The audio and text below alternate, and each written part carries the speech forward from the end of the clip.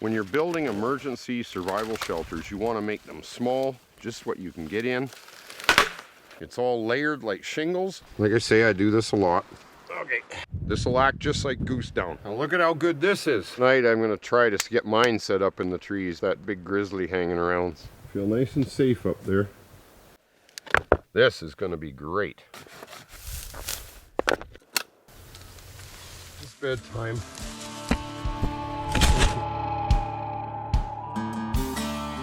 Hi, I'm Greg Ovens, and this is Ovens Rocky Mountain Bushcraft.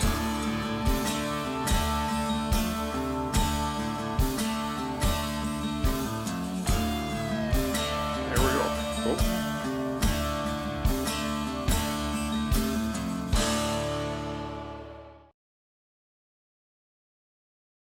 Try to show you how efficient that can be for heating your vehicle. Probably they'll have to sit in the fire for an hour or so. Let's get the rocks heating up. So I tied some wire around my rocks, and hopefully I can transport them that way.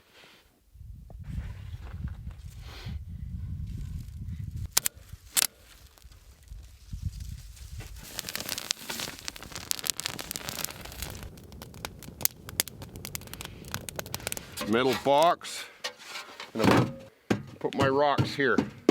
Gotta be careful you don't touch anything with it. This is a big one. A little awkward. Oh yeah, the heat is just radiating off these. Look at the ice. It's just melting like crazy. So in about 5 or 6 minutes, we're up from -9 to 0. You see, I wasn't kidding you about heating your vehicle with hot rocks. See, another handy trick to know if your vehicle doesn't start in the bush and you got to stay with it. Ice on my stake.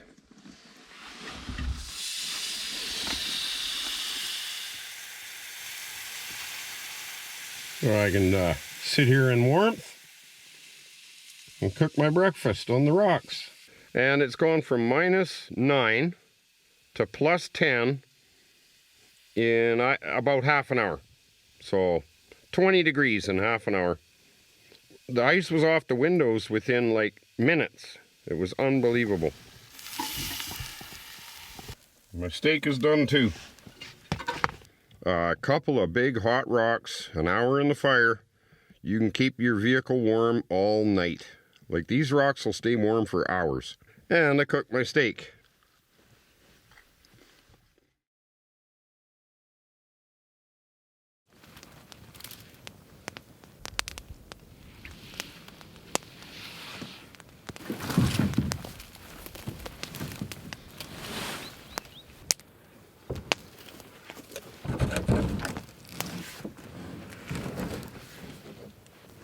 There we go.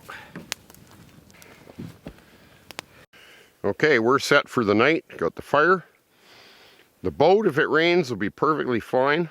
I'm good. It's soft ground under there. Even if it freezes tonight, I'll be fine. So, right on. I'm perfectly content here. This is comfortable, believe it or not. Like I say, I do this a lot. Don't forget, like in an emergency, a boat works great for a shelter too. And this is actually pretty cool.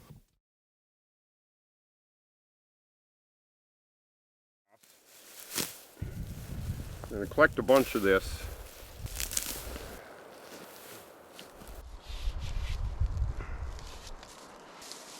It's going to take a bit of it at a time.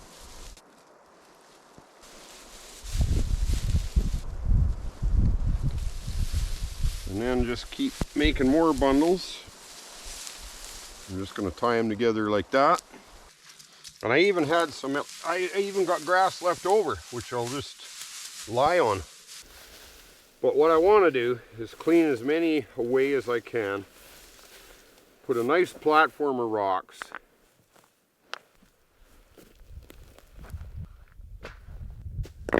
Right about here. Just going to take my big flat guy. We don't want them rolling off. So I'm going to put rocks around it so that the hot rocks don't roll out of there.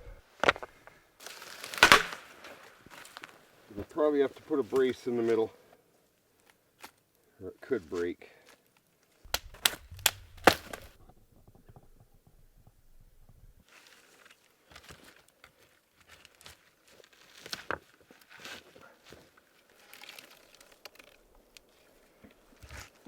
Now I just got to line it with my cross ones and then go get my moss.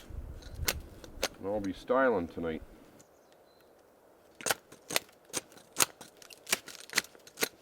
And like I say, now the moss will hold these in place once we put the moss on. You know, nice moss, but pretty wet. Probably just use my coat upside down to carry it. Okay, all right, Finn.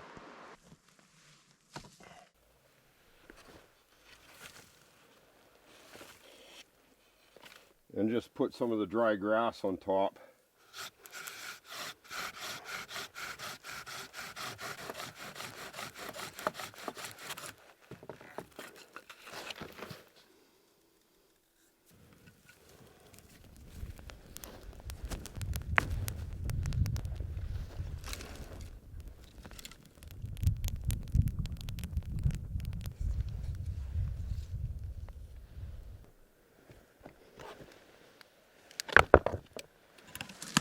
Right, Finn?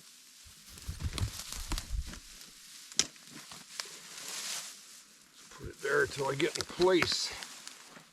Holds me nice. Okay. Morning. That was okay. And actually the hot rocks, they warmed the bed up quite nice. With the grass on here, I was perfectly dry. I really like this raised bed situation. The hot rocks worked well. Actually dried the moss out quite a bit as well. This would be more ideal for a winter situation. Little different setup. We've got some big overhanging rocks. And this is another good spot to look for, is where you have some overhanging rocks. Usually you can find a good spot for a shelter. So we're going to look around here and I'll show you another good spot.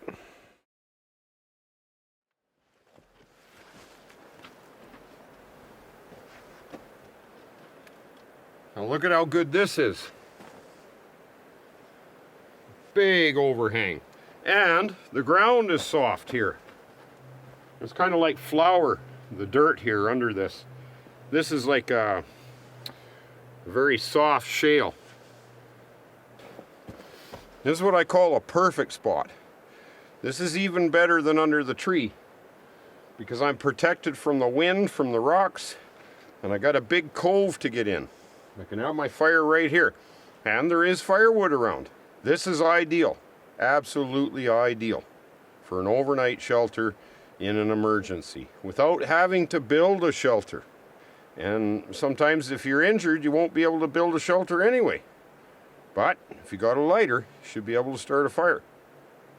This is what I like.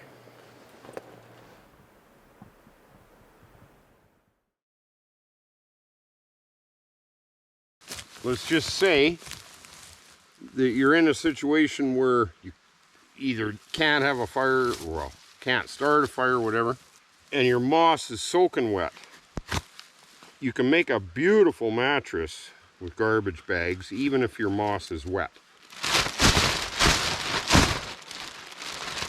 Actually, these look like pretty good garbage bags. So, I mean, it's that simple. So, no matter how wet your moss is, you're gonna have a nice mattress. Second, you can make a tarp. Actually, these are good strong garbage bags, so cut down the seam. And duct tape is pretty good stuff too. Probably run another row of tape. Duct tape is a great thing too. Now you've got like a almost a 6x6 tarp. Now these are the big bags, which is what I usually carry. But let's see if we can utilize this for a shelter now. I'm gonna go around this big tree with the one corner.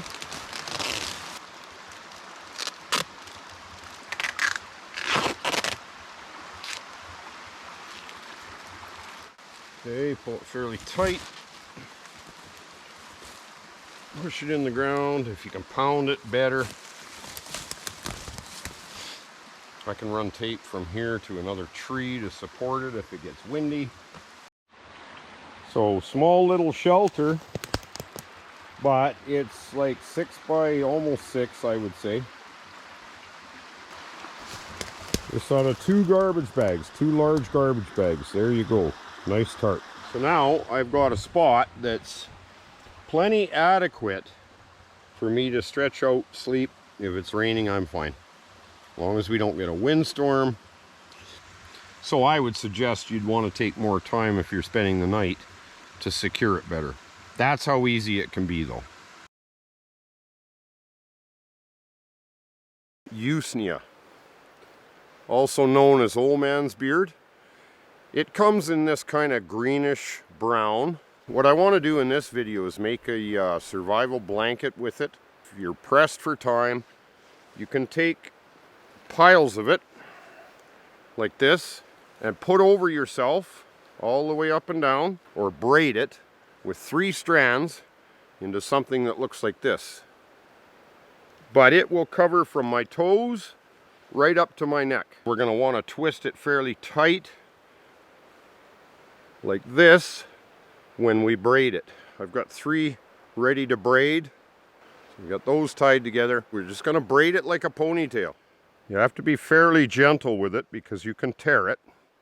And see how we're going to twist each one before we wrap it. And then hold it with your thumb here too. And it's okay once they're to push it together, and that helps hold it as well.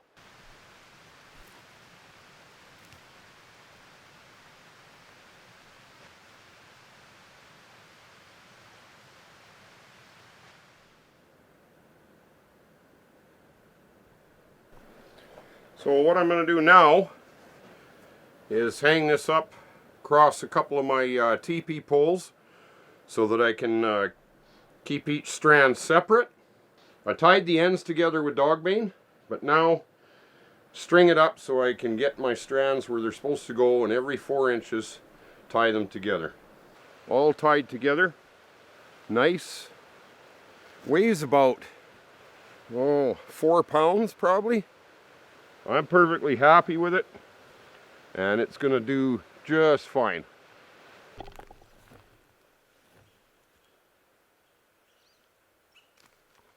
Oh yeah, it's long enough. Well, I made sure of that. I'll use my coat for a pillow because I think it's going to be plenty warm. Moss is dry. This is going to be great. Don't trample everything. You can sleep on the moss, you'll be fine.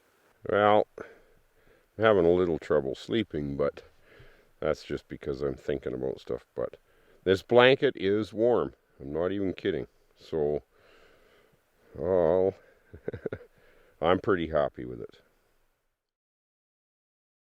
I'm going to take this summer coat, which has no insulation value, and show you how you can make a winter coat out of a summer coat using cattails.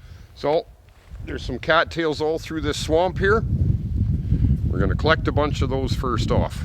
But basically the coat has 2 layers. Like I say, there's not much to it. It has an outer layer, it's a raincoat, and an inner layer.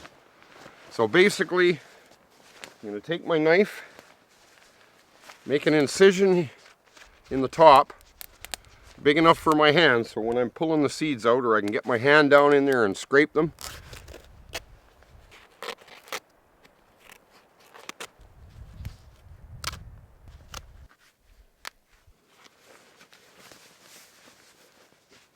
And push it down as far as you can into the arms. I'm gonna get seeds all over the place, but it's about the warm coat. When I get it done, how thin it was to how thick it'll be. We'll just keep shoving these seeds way down in the arms, down the back.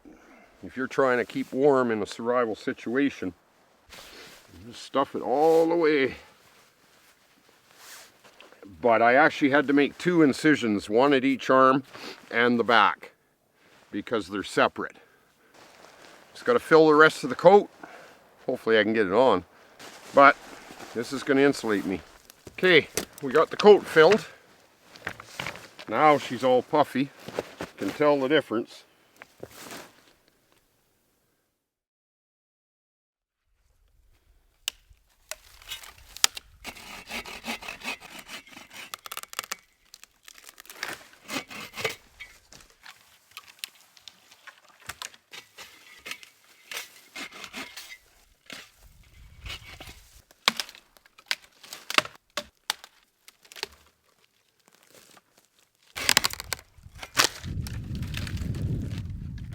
Now, you'll notice one thing. I haven't broken a lot of the branches off the tree itself, because when I put my boughs, I can weave them through the branches and get them to stay easier too. Just the bottom side. I don't care about the top side. Just where it's going to be poking me and whatever.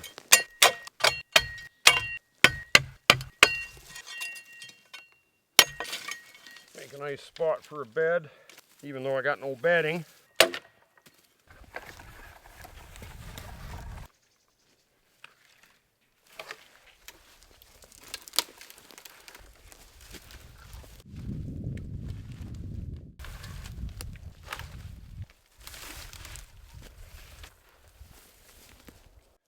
This side I have to block in. The wind's coming from this direction.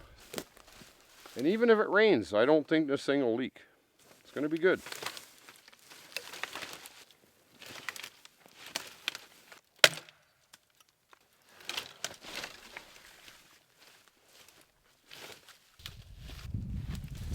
The shelter's done, and I like it. It's awesome.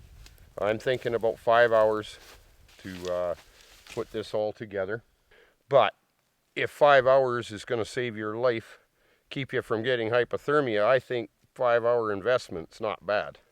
One thing I should mention, you don't want to have your fire too close to a shelter like this. If this thing catches on fire, it'll go up like a Roman candle. I'm going to have my fire out at least maybe 15 feet from the shelter. This is going to be great. I think I'm going to sleep like a baby. Right on. I'm happy, man. I'm happy. It is a nice day today, so it's perfect to get my shelter done today. It is supposed to start and rain, so my timing's perfect. Get the shelter built before the rain. I'm going to use skunk cabbage leaves like shingles, big ones like this, but I'm going to avoid ones with holes, obviously, then it's going to leak. But look at how nice that is. The water will funnel down here, right off. It'll be perfect.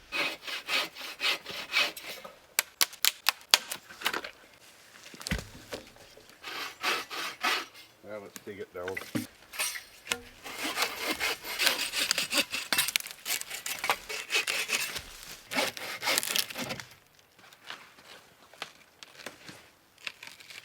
When you're building emergency survival shelters, you want to make them small, just what you can get in. Put a couple of poles up, poles across, layer it or shingle it with my skunk cabbage leaves. And I don't really have to tie these down, they're pretty heavy. I gotta put more cross braces and I just layer it like shingles. You see? It's a start, and it's an emergency shelter, preferably for overnight if you're actually in a survival situation. The leaves do wilt. This one's starting to wilt already, but it should do you fine for the night in a rainstorm, especially if you take my advice and build under a couple of big trees to start with. Second layer done. The ridges are kind of up right now, but they'll just fold around each other and make even better seal. I'm staggering the joints. It's all layered like shingles. It'd be fine anyway, But like I say, as they wilt, it'll even get better. Hard to believe things actually get better sometimes. May as well do a test, eh? And I'll show you what I mean. It would take a real windstorm to blow them off. You see how waxy they are? The water just beads right off them. Not a drop inside. And that's pouring water over them. So that's what skunk cabbage can do for you. Emergency shelter situation. Treat. Well, we gotta stay under here. Sit down. Lie down. I feel pretty good about this emergency skunk cabbage shelter. Like I say, just like shingles, yeah, it's going to be awesome. Well, folks, I slept really well in here, to be honest with you. And it did rain. It was a good thing. It rained all night. So now I can show you how dry it is under here. And this rotten log here made a great pillow. Really soft. A lot better than a rock. Rained all night. And in here, dry as a bone. This emergency shelter with the skunk cabbage leaves works dynamite. The moss comes off these rocks pretty easily. So I'm going to try to put moss like this, and then at least I can get under here. Hope it doesn't rain. But it's been raining a lot, so you never know. Oh boy, so tired. I'm gonna need some more moss still. You see, you should layer it like this so that the bottom one, the top one, goes over top, just like shingles. It's the way you want to do it. Heat up some hot rocks. This one here is pretty warm. I could bring it inside to keep warm if I have to, like a hot water bottle. Got a spot to hide out of the rain if I have to. Zach's building a shelter over there as well. So we really did not plan on this situation. It just was too far and too difficult. Neither one of us had the energy to even go back. And we didn't bring anything with us, really. But we will make it. This is what we do. So, that was a terrible night. Didn't get any sleep. Basically heated up rocks to put in my pockets. Just kept the fire going all night, and I tried dozing off, but it wasn't comfortable enough to get any sleep.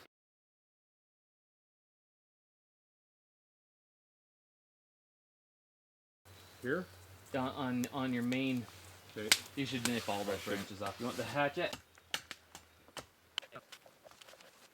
And she's still sizzling away. There you go. Okay, stay out of the way, I guess. Uh-huh.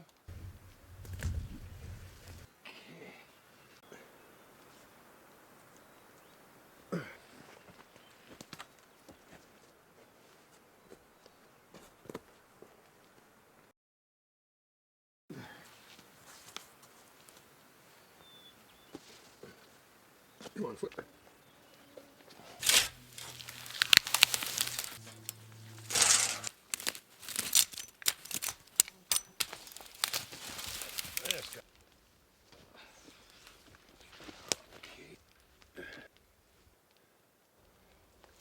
Looks okay.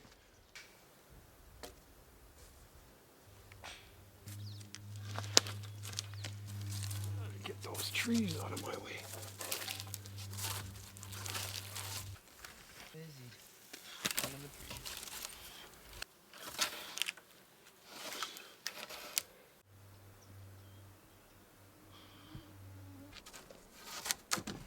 Oh, it's taking a lot of calories building this. She wants to roll, but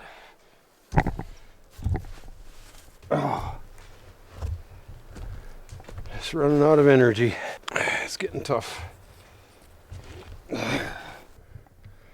Well, just a couple more pieces here. That's all I got left. Oh, wow. Oh, wow. He's looking right at me. Probably smells our fish. Yeah, he probably, oh my goodness. He's like, that guy is huge. We didn't build those hammock things high enough. We didn't build our platforms high enough for this guy. Maybe tonight I'm going to try to get mine set up in the trees because I'm the only guy on the ground with that big grizzly hanging around. So got all set up there. There was barely enough room. Basically the hammock is stretched right from tight to that pole to the other tree. See? Barely any room to work with, but a lot safer up there. Home sweet home. Feel nice and safe up there. And that big grizzly.